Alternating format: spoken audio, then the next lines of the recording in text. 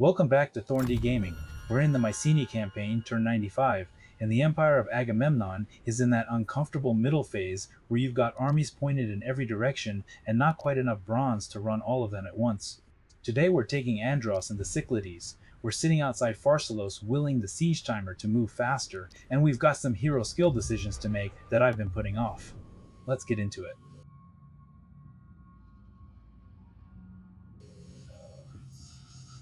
AI turn still running.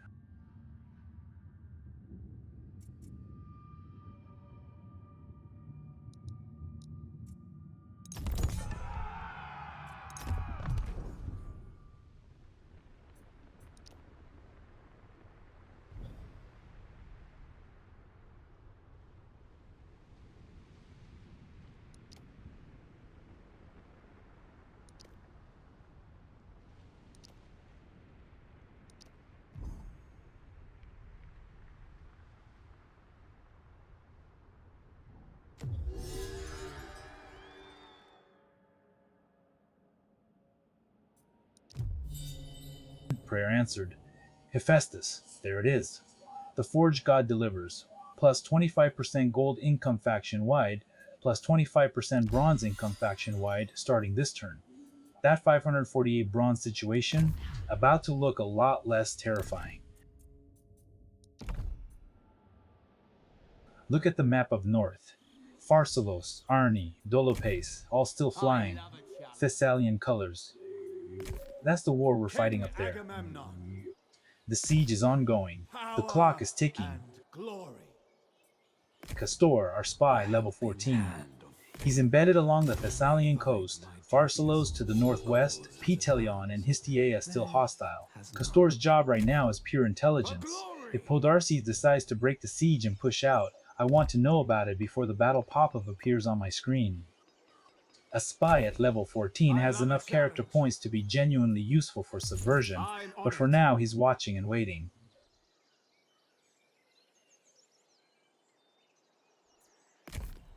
The favor of the gods is ever shifting.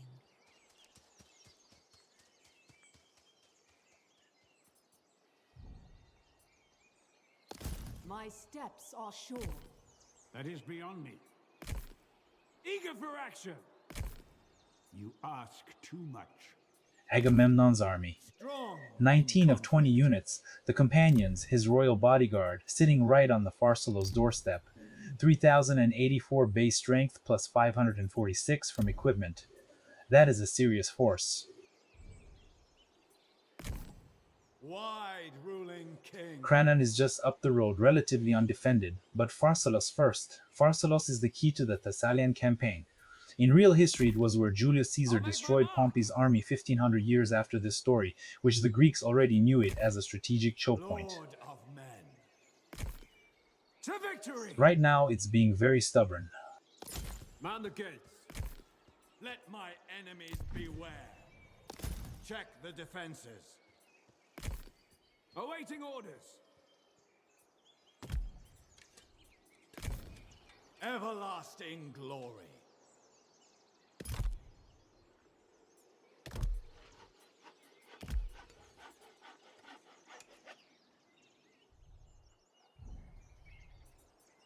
Aetolia and Acarnania. Calydon, Egrinion. That's not a number I can ignore. That's rebellion territory. The province has 95% Achaean influence. We fully Hellenized it culturally, but the people are still absolutely miserable. This is almost certainly a building chain problem, the wrong combination of structures in place. Either way, the demolitions that fire later in the event log are a direct response to this. We've already started pulling down the old buildings to make room for something better. Cassiope over in Epirus, happiness minus 16, Achaean influence at 9%. 9. We've barely touched this place culturally. The tin market we want to build here is locked until we upgrade the main settlement chain first. That's 930 stone as the prerequisite cost. Stone, of all things. The tin market would eventually diversify income significantly, but we're a long way from it. Epirus in the real world was the domain of the Molossians, ancestors of the famous Pyrrhus who gave his name to a Pyrrhic victory. Right now it's just a building queue I can't afford.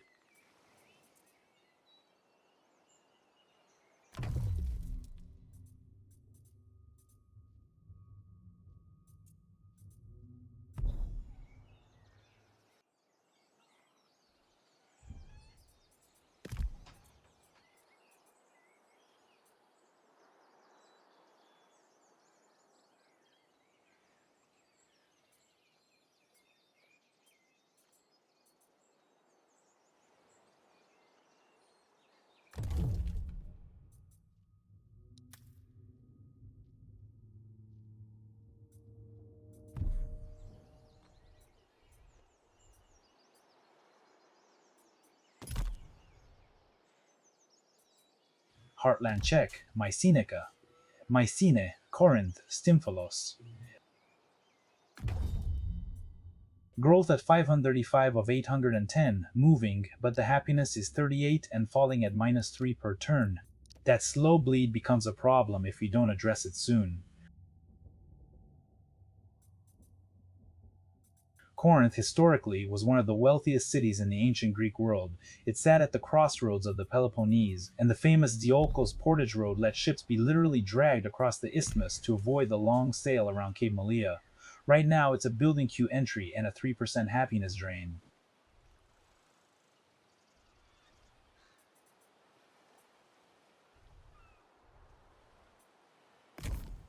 This is impossible.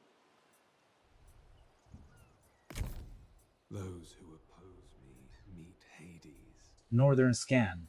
There's a red army, level 6, near Trachis and Alpenios in central Greece. Trachis is interesting mythologically. It's where Heracles spent time before his death, where the poisoned robe from the centaur, Nessus, finally killed him, burning through his skin until he built his own funeral pyre on Mount Oeta. Right now, a level 6 enemy force is using it as a staging point. They're not large enough to threaten the siege line, but if Crethon is moving north, they're going to have a very bad day.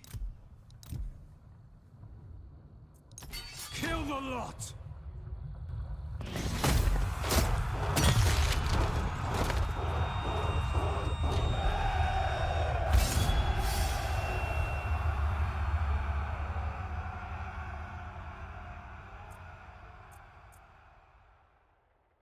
Let's free them. Do it right, get rewarded.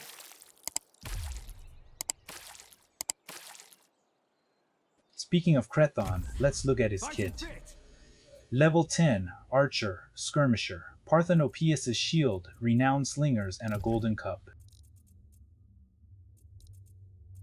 His army adds 5,475 to total strength.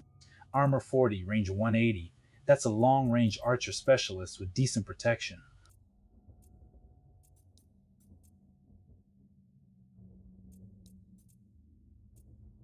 Crethon in the Iliad was killed by Aeneas in Book 5, along with his brother Orsilochos.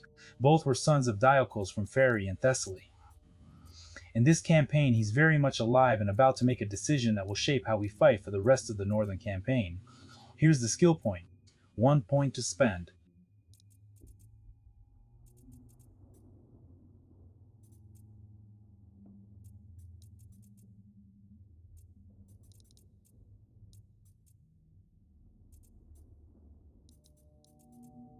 Despoiler, plus 35% raising income, plus 15% sacking income, turns Crethon into an economic weapon. Every settlement we raise in Thessaly, every city we sack on the Cyclades, he extracts more gold from. But it locks out Master Ambusher entirely. That branch is gone if we pick Despoiler. Master Ambusher goes the other way, plus 55% charge bonus in ambush, plus 10% melee attack from cover, specifically built for forest and rough terrain engagements. These paths are mutually exclusive. I have to pick one and live with it.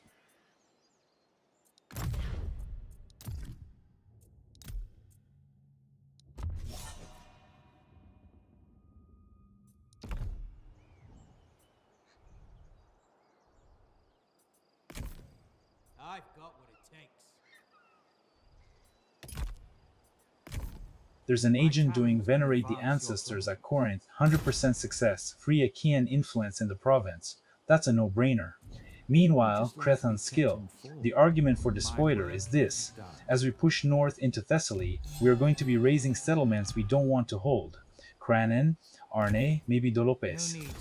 Every one of those raisings generates gold, and Despoiler makes that gold significantly larger. The northern campaign funds itself. Going Despoiler.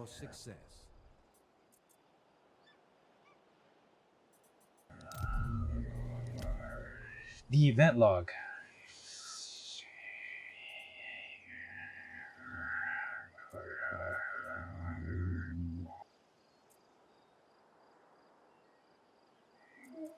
We're clearing the board for something better, and given Aetolia's happiness crisis, I suspect this is exactly what's needed in that province.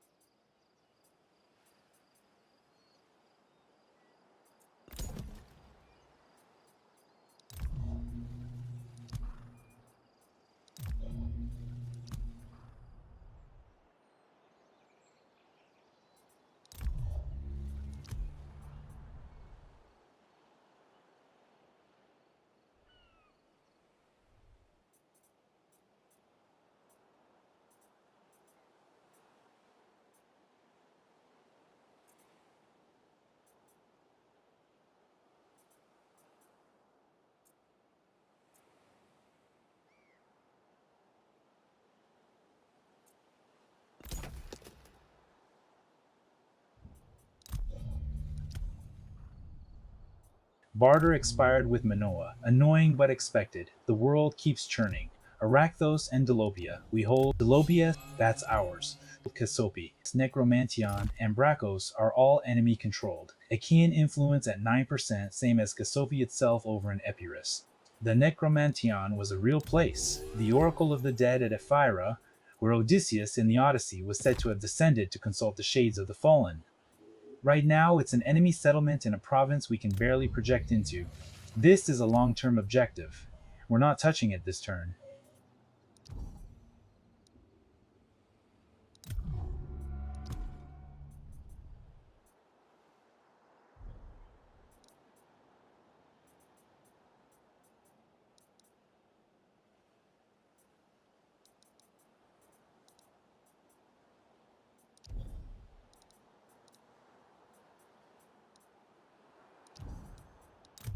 Crethon's army strength about 1454, a lighter force, not his full complement. He's pushing north through Elatea and the Locris corridor, the passage between central Greece and Thessaly. Elatea sits in the Cephissus Valley, controlling the road north.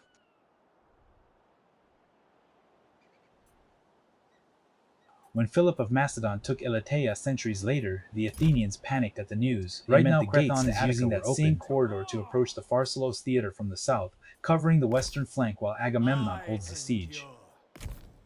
A well-placed blade can avert all.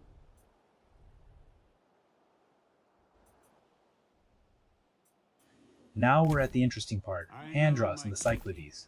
Dymas, level 5, 2650 base strength plus 164, 14 of 20 units. He's not at full strength, but look at this picture. A level 20 army, an 18, a 15, and a 14, all converging on this island. That's Amphimachus, Orestes, and our other senior commanders all staged for what's about to happen. Charistos on Euboea, that's the city at the southern tip of the island, one of the richest ports in the Aegean, is still hostile, flagged X. We'll deal with it. But Andros first. Before we go in, Orestes needs a decision. He's level 17. Orestes, in the real mythology, was the son who avenged Agamemnon's murder by killing his mother Clytemnestra, the story Aeschylus built the entire Orestes trilogy around. In this campaign, he's fortunately just a very good general. Enslave them. Do it right, be rewarded. Head out. I'll see them off.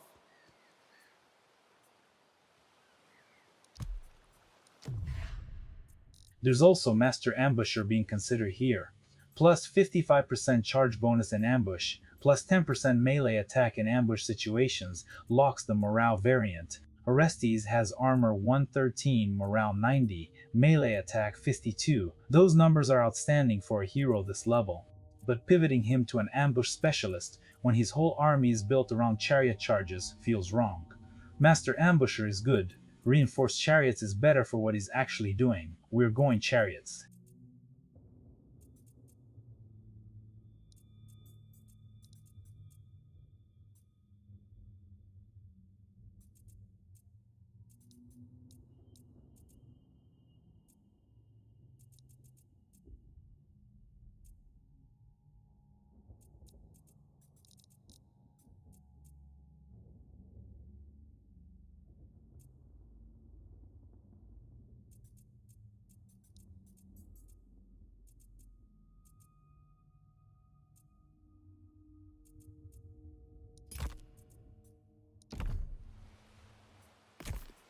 Courage and might.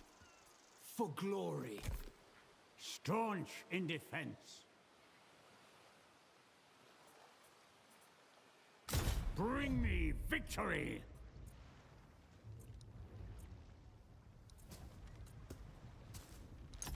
Show no fear!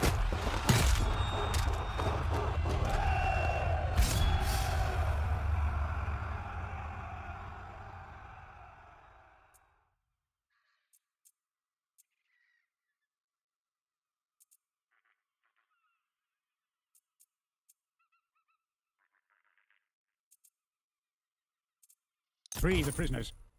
My reputation grows.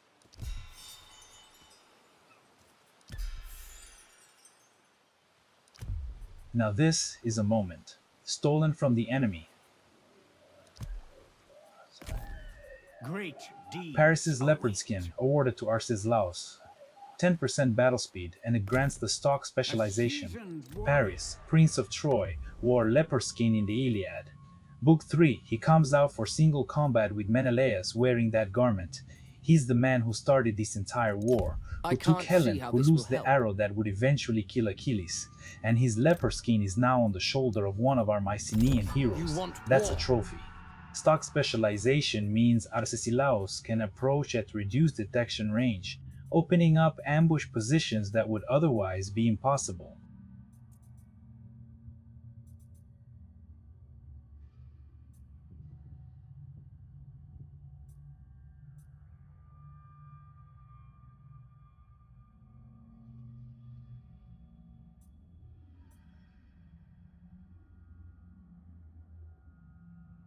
Let's open diplomacy with Eumelos of the Magnetes. He's neutral, rank 10. His resource profile, 28,700 gold, 21,000 food, enormous stone and wood reserves. The Magnetes controlled the eastern Thessalian coast. Iolcos was in their territory, the port from which Jason sailed to find the Golden Fleece. Eumelos himself is named for the horseman in the Iliad, who was expected to win the chariot race at Patroclus' funeral games, but had his car break at the crucial moment. His faction leans toward the Thessalian bloc at relation 13. We're not getting an alliance today. This is reconnaissance, seeing what leverage might exist.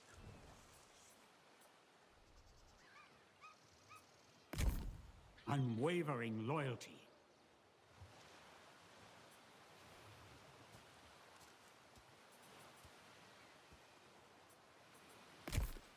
I'll do it right. Keep together. Orestes is now level 18, 3099 base strength plus 250 from command, 18 of 20 units, very close to full complement.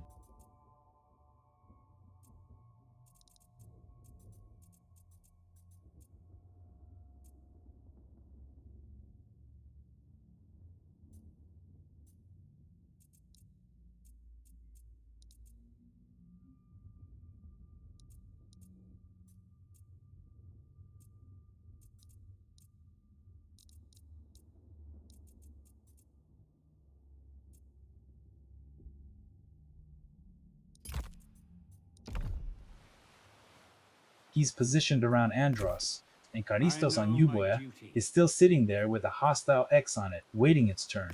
The Andros assault is By about to your go in. word. The armies are staged. Dymas has his force ready. Let's see what Canopus of Noagria has to say about it. Canopus. Noagrian faction. Their army is at Andros, our target. Dymas is at 2,630 plus 164, 14 of 20. He's under strength going in, but we've got the Leave 20, Leave 18, and others in support. The battle loading screen is up. This is where the Cyclades expansion either moves forward or stalls.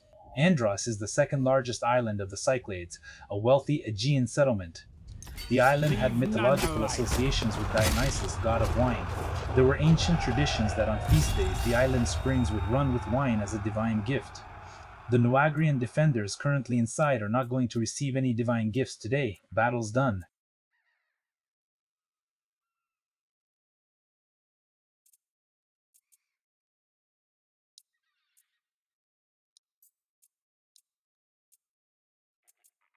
Release them. I improve.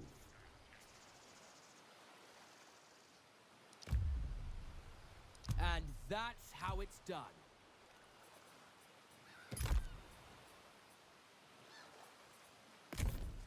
Victory is assured. Dymas is level 6. He gained a level from the engagement. Laconian swordsman, medium armored, shielded bodyguard unit, locks out light spear runners. Laconia is Sparta's heartland, and these are soldiers trained in that tradition, heavy, disciplined, built to hold a line. Dymas is a fighter champion, so medium infantry for his personal bodyguard fits the role. Light spear runners are faster but much thinner. I'm thinking Laconian.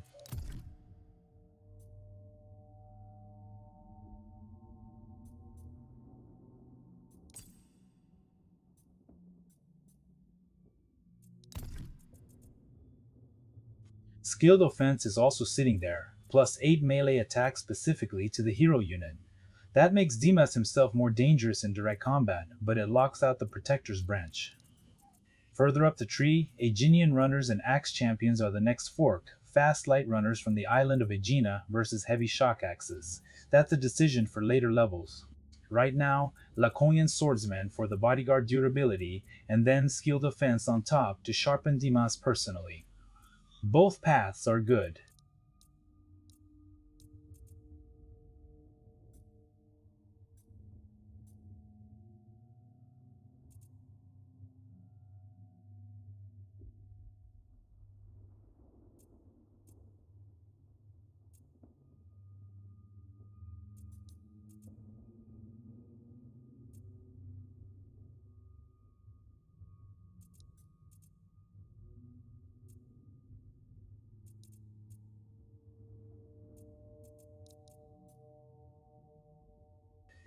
Let's get it done.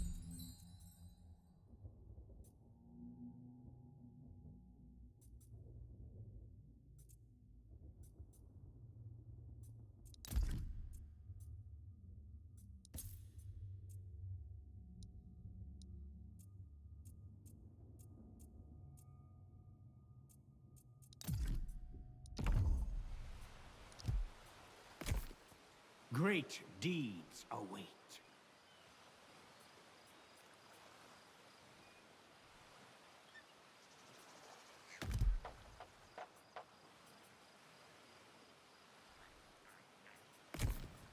Always with honor.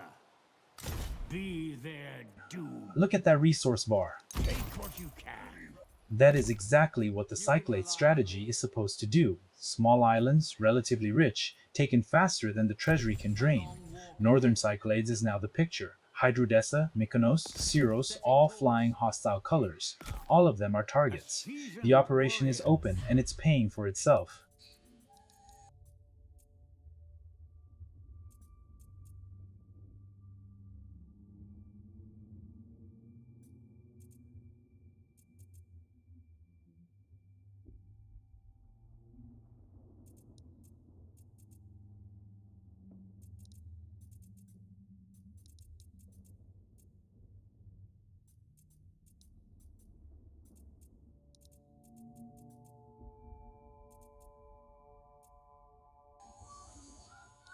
Arcesilaos is here 11 of 20 Victory units. tastes sweet. He's under strength from the engagement and already looking ahead to the next move. 2 armies on Andros now, consolidating.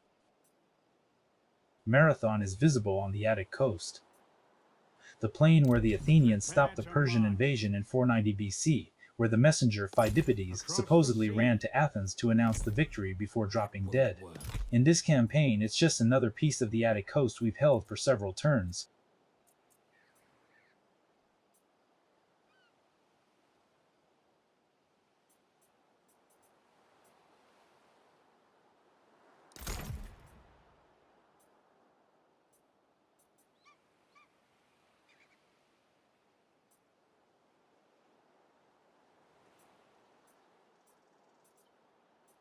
Our triumph was deserved.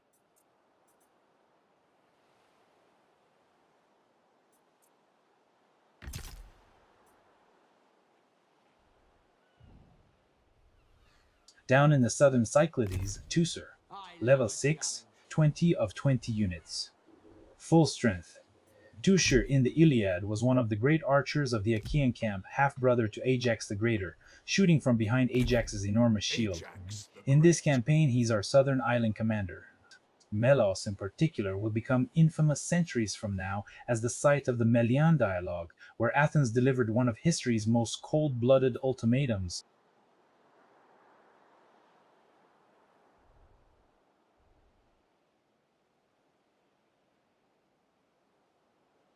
Due course.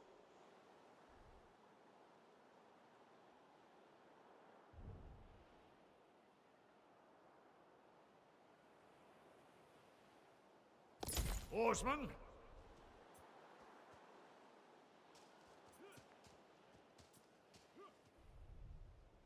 Winter Attica from the air. Athens, Megara, Salamis, Marathon, Thoricos, Aegina, all of it ours, every settlement flying Mycenaean colors. 2 armies in the region, a high-level force and a smaller League 7 commander, probably in reserve or garrisoning. Attica is the secure heartland. The winter map makes it look desolate, but the economics under the surface are running clean. This is the base we're projecting from. The Saronic Gulf, the sea between the Peloponnese, Attica, and the Aegean, is under Mycenaean control, and whoever controls that water controls the trade lanes. Using misinformation against your enemies.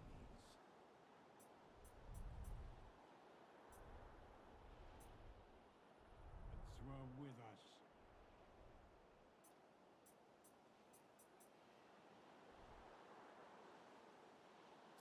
I have made vice to Poseidon. Back north, and here's the problem with the name on it. Podarces, 20 of 20 Thessalian units positioned right at Pharsalos. The province is Aetolia, terrain is grassland, which means when we finally go in, there's no hiding behind hills or forests. It's a straight line fight across open ground. Crethon is hostile, Arni is hostile. We hold Pharsae and Iolcos footholds in the province, a supply line. Podarces in the Iliad led men from Phyllis and Pyrrhus, an early Thessalian contingent. In this game, his full-strength garrison is going to make Pharsalos an expensive assault when the siege clock runs out. The equipment isn't ready yet. We wait. We will go down in history.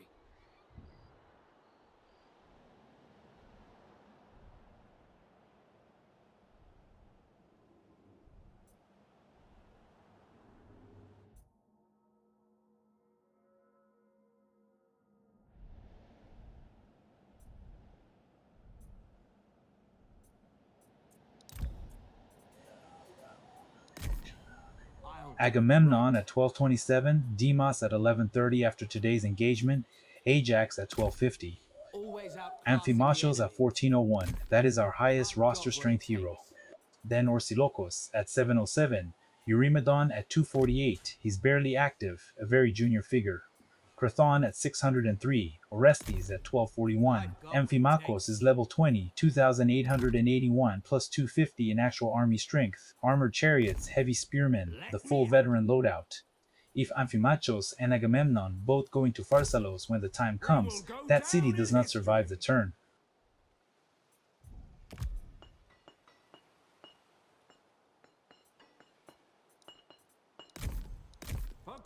Boeotia and Graea, Thebes, Thisbe, Hyria, Oropos.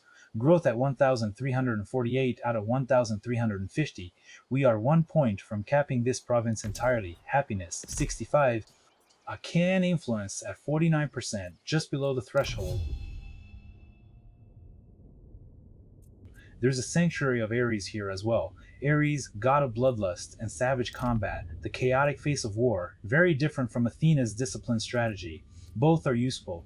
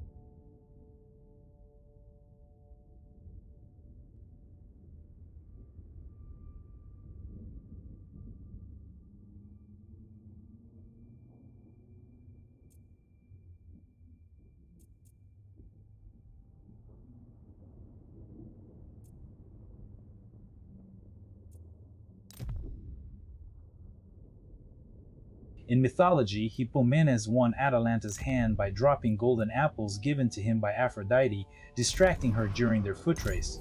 He's going to need something equally clever to keep up with the veterans.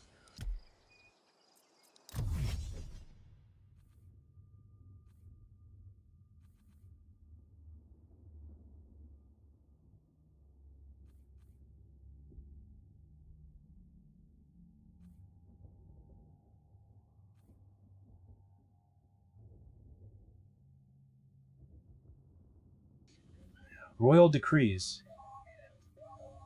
Admin efficiency at 260%. Good. Our government infrastructure is working well.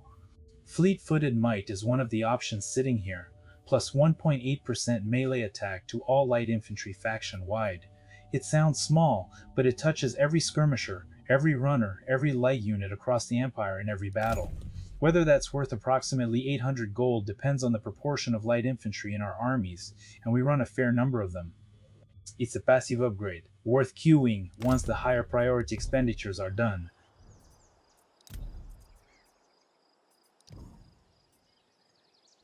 Attica map, all clean. Athens, Megara, Salamis, Marathon, Thoricos, Aegina, everything flying our colors. The notifications worth noting: damage building at Andros, siege damage from the assault, going to need repair costs next turn. An agent not moved times 2, 2 agents who had nothing to do this turn. That's fine, idle agents aren't costing anything. The battle for Andros has left some scars on the infrastructure there, which is normal. The Attic coastline is locked down. The Saronic Gulf is ours. From here we project north to Thessaly and east into the Aegean. That's the two-axis strategy for the next several turns.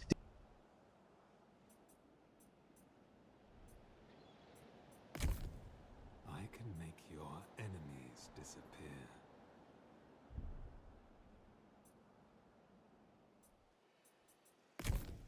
Your cause is mine.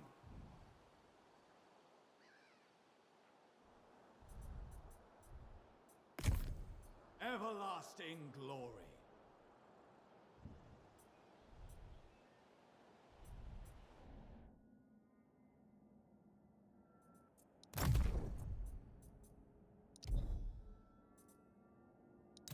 A most auspicious meeting. Oilius of the Mycenaeans. He's our vassal, friendly, rank 37. The Mycenaeans in mythology were the pre-Olympian people of Boeotian Orchomenos, a culture older than the Olympian gods, counting Jason among their legendary heroes. As a vassal, he's solid and reliable. This particular deal just needs restructuring.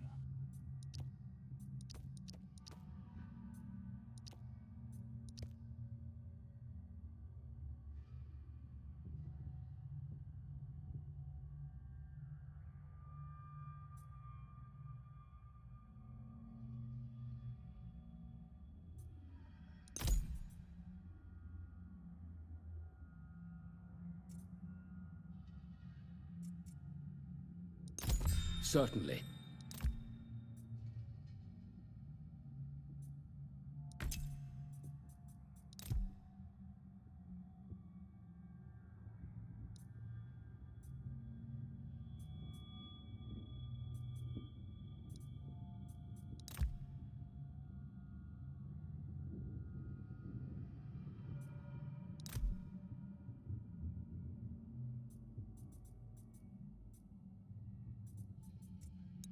All right, let's negotiate.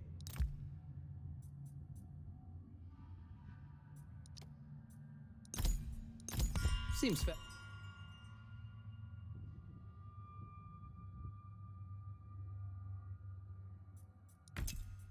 Next turn. And that is turn 95. Andros is in the bag, 12,000 gold heavier for it. Crethon has his Despoiler note and is heading north toward the Pharsalos theater. Athena's prayer is going up, better recruits across every army starting next turn. Hephaestus is already delivering on gold and bronze. Pharsalos is still ticking. Podarces isn't going anywhere. Double time.